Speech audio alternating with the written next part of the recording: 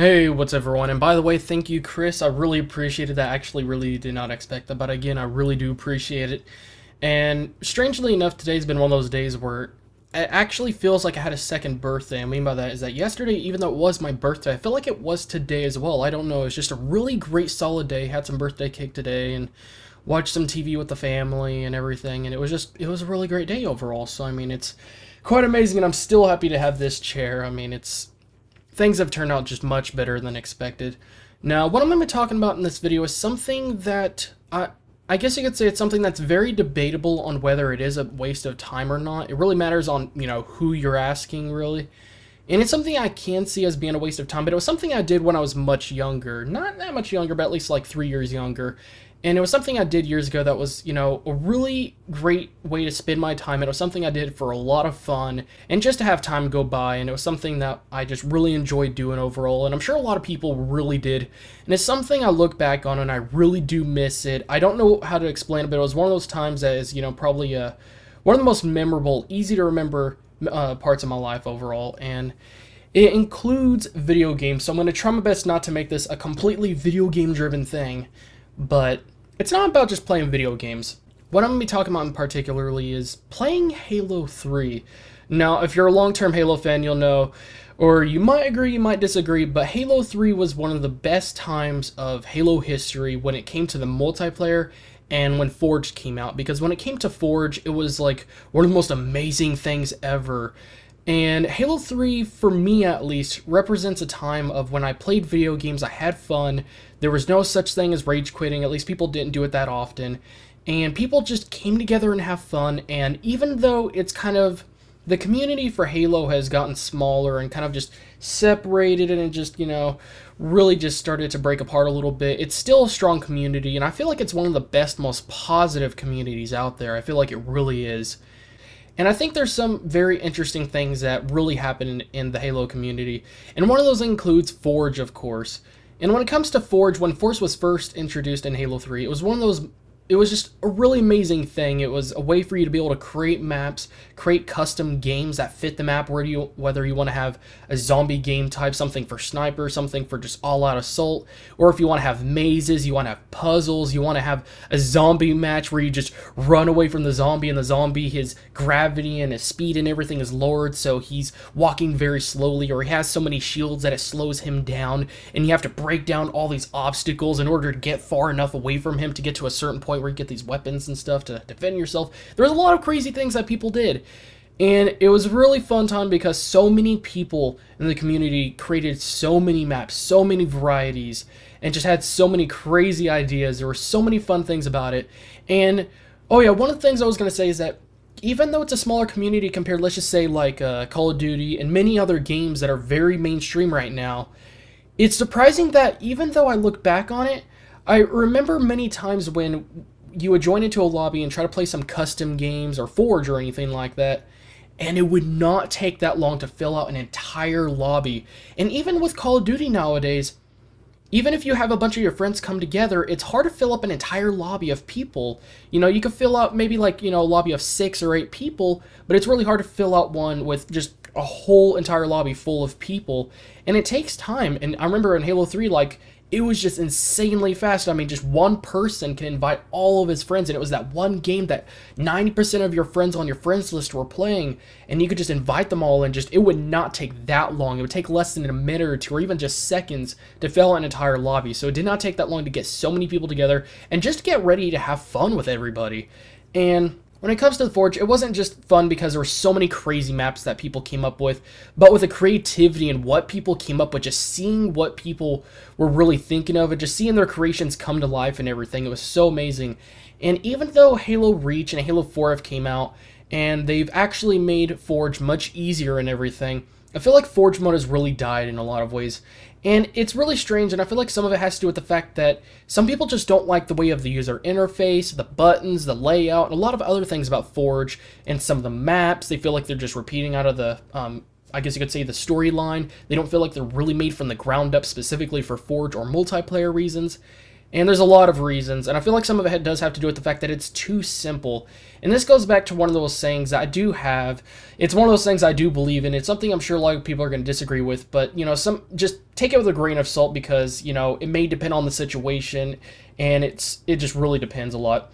And that is that if something becomes too easy, it really ruins things. And some people probably do agree because sometimes you see things become too easy to the point that there's not very many options. There's not very many things you can really do. You're very limited what you can do.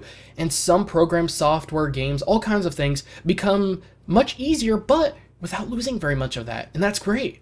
But sometimes it becomes so easy that it limits the amount of creativity that people could come through or come up with because when people were introduced to Halo 3 Forge, which was the first one, of course, you were very limited with what you could do and how you can do it. And because of that, people went through many obstacles in order to really think around it like, okay, how can we get from this to this? And they come up with a bunch of tricks, glitches, techniques, and they would just do a lot of creative things and come up with so many ideas just to get what they want. And on the way there, they would come up with even more ideas. It's like the same process, but there's more steps involved. And because there was more steps involved, when they got to certain points, they'd be like, oh, hold on. Actually, if you look at it like this, maybe we could do this and that would make more sense. And they just start coming up with many ideas. It was just really amazing overall, and there was just so many crazy things people came up with. And I feel like in a way, not just because the Halo 3 maps were much better and they were made from the ground up, mostly for multiplayer and that kind of stuff, but it just fit it much better, and because there was those obstacles, and because of just the way they did it, it was much easier to be able to create up maps. Now, before I blabber on way too long, this was something I spent many hours of my life on. I kid you not, this may sound very stupid, this is one of my favorite memories. But when me and one of my old friends played Halo 3 Forge in, I think it was Forge World, not Forge World, God, Sandbox, whichever one, yeah, I'm pretty sure it was Sandbox. But one of the things that we did, I kid you not, which is going to sound very stupid, but for 4 hours, all we did was forge items around, splatter each other with vehicles, guns, objects, just get boards and just walls and all kinds of stuff, just keep on splattering each other with it, and then go towards their dead body and just like freaking teabag it. That's all we did. We did it for 4 hours straight, and then after 4 hours, at least 3 hours later, I remember thinking, holy crap, have we really been doing this for 3 hours? And he's like, yeah. And I'm like, oh, okay. And he's like, yeah, let's get back to it. And we just kept on doing it. And it was just so fun. And I wasted so many hours on this stuff, creating maps and all this stuff. And I look back on this, and this is one of those things I'm looking very forward to possibly doing in the next couple of years, hopefully. And that is to create a Halo Center channel, which most of you that saw my pieces of paper where I wrote down all the things on the channels, and actually I believe it's on the second page, it says Halo Channel, which I got a lot of plans for. I'm looking into starting that channel after I get to a certain point on the gameplay/let's play channel, and just have this on the side as a Halo-centered channel. And it's something I'm going to be very passionate about because I really do enjoy it. And I feel like, the community has really gotten smaller and really broken up apart, and I want to bring it back together and really just make Forge what it was before, because it was a truly amazing experience. And it was just so much fun. It really was. And I spent so much hours on this stuff.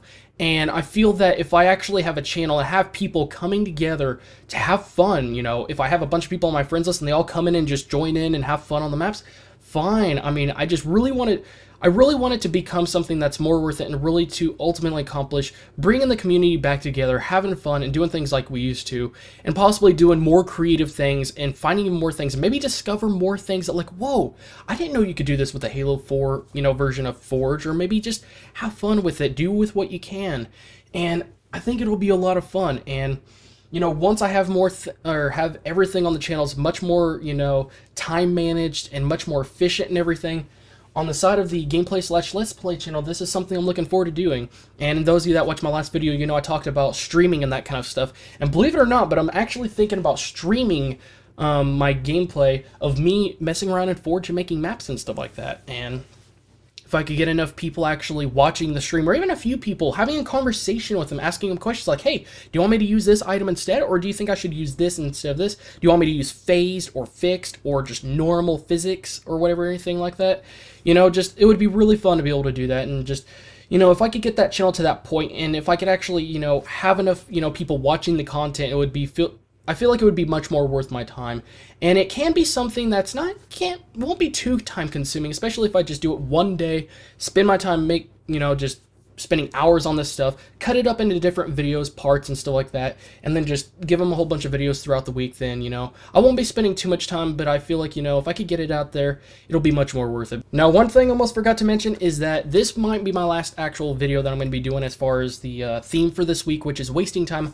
I'll try to do at least one within the next few days, but I will be spending a lot of my time on the Elder Scrolls Online beta, which, by the way, I was actually a part of the first beta, but it looks like the next beta, the second one at least that I know of, is going to be starting on Friday, 6 p.m. I don't remember the time zone. I don't think they even freaking gave us the time zone for it, but it's going to be 6 p.m. and I'm going to be playing a lot of that so that I can really get a lot of feedback and really just play a lot of the game, because the fact that I've actually been accepted into this private beta is really awesome, and I'm going to play as much of it as I can, and it's going to be really, really fun. But anyways, thank you guys again for watching, and I will see you guys in the next video.